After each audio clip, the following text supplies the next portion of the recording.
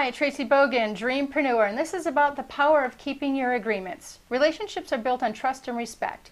One critical way to build and maintain strong relationships is to ensure that you are keeping your agreements. As the old saying goes, the road to hell is paved with good intentions.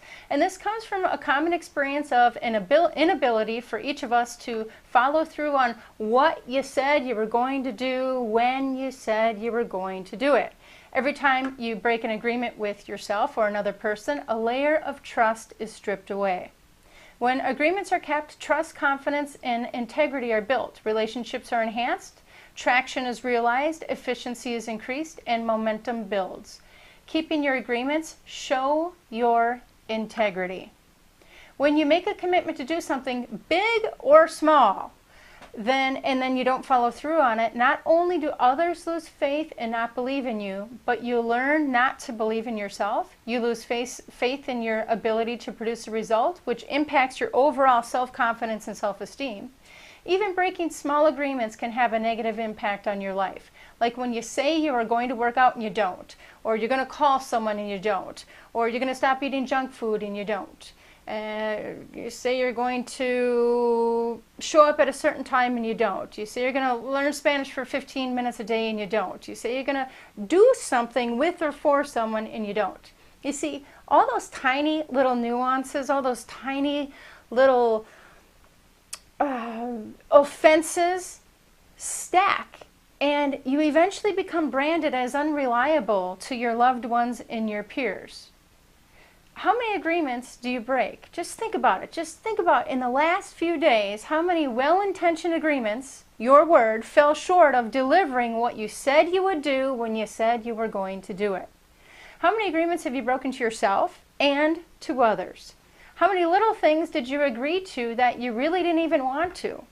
How many things did you agree to knowing that you had no intention whatsoever of even following through? How many times have you changed your mind because you didn't feel like it, or you didn't have the energy or the interest level that you once had?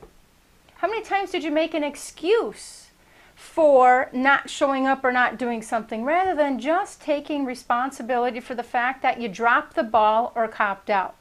Now ask yourself, why did you break these agreements? Or make them knowing full well that you have no intention on keeping them. These simple questions will help you identify what's undermining your ability to keep your agreements, as therefore your self-confidence and your self-esteem. There are 5 things that you can do to assist you in keeping your agreements. One of them is to put your money where your mouth is. Every time I am caught by myself or others, I have an accountability circle, breaking my word, commitment, or promise, it's $20 off to charity instantly. I've walked down the street and handed a $20 bill to a total stranger who thought I was off my rocker.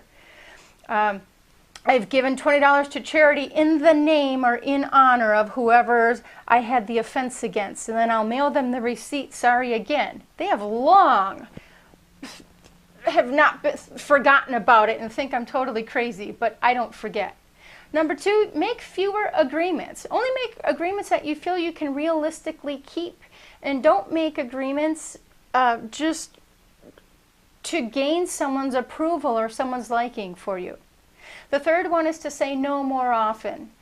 Give yourself time to think about the commitment before making it, and consider what you might have to give up if you say yes to the opportunity.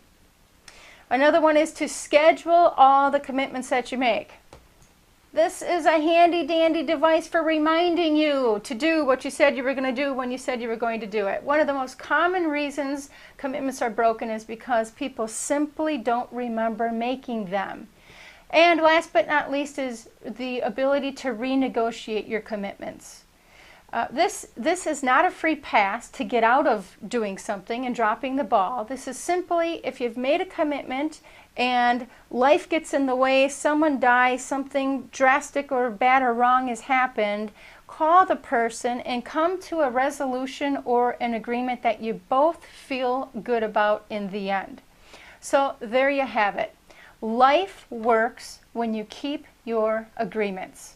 It's your turn to dream it, plan it, live it.